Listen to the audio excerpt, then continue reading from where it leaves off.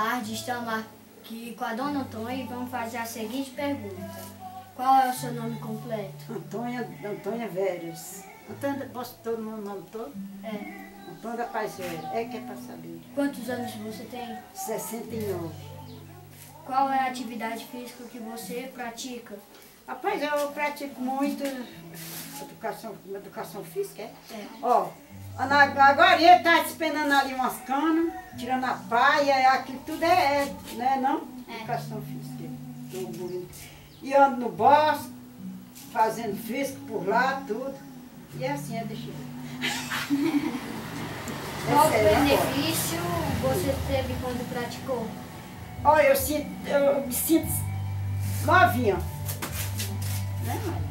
Quem incentivou você a praticar essa educação física? Foi a Gorete. Ela me ensinou e eu sempre fico fazendo.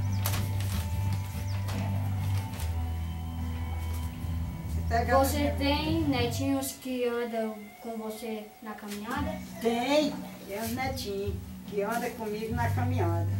Você se sente melhor quando faz essa caminhada? Me sinto melhor. Tem uma dor nas pernas, passa dor nas pernas, passa tudo.